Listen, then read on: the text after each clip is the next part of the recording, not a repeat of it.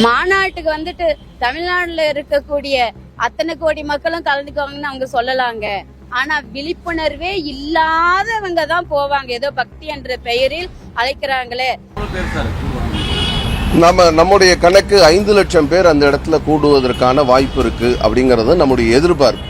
வட இந்திய சனாதன அரசியல் அமைப்பு ஆளுமைக்காக நமது தமிழ்நாட்டு தமிழர்களை ஹிந்து என்ற போர்வையில் ஒன்று திரட்டி தான் தமிழ்நாட்டில் கால்பதிக்க வேண்டும் என்பதற்காகவே கூடக்கூடிய மத அரசியல் கூடுவது அரசியல்வாதிகள்.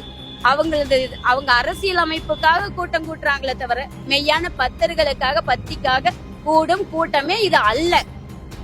ஓட்டு வங்கிக்காக நடக்கும் வேட்டை மாநாடு. இந்தியாவை பொறுத்தவரையில் அனைத்து மாநிலங்களிலும் தமிழ்நாடுதான் கல்வியிலும் தொழில் வகையிலும் அனைத்து துறைகளிலும் சிறந்து உயர்ந்து விளங்குகின்றது. இந்த மக்கள் கிராமப்புற மாணவர்கள் வளர்ச்சியடக்கூடாது, படிக்கக்கூடாது, சூத்திரர்கள் எல்லாம் படிக்கக்கூடாது என்று சொல்லக்கூடிய சனாதன நோக்கில நம்முடைய நிதியை, ஒதுக்கப்பட்ட நிதியை நமக்கு கொடுப்பதில்லை. உண்மையிலே உங்களுக்கு முருகன் மேல் பக்தி இருக்குமே ஆனால், உங்கள் பக்தி உண்மை என்று சொன்னால், நீங்கள் பகல் வேஷக்காரர்கள் இல்லை என்று சொன்னால், சற்று நீங்கள் சிந்தித்து 22ஆம் தேதிக்கு முன்னாடியே அதை ஒதுக்குங்க.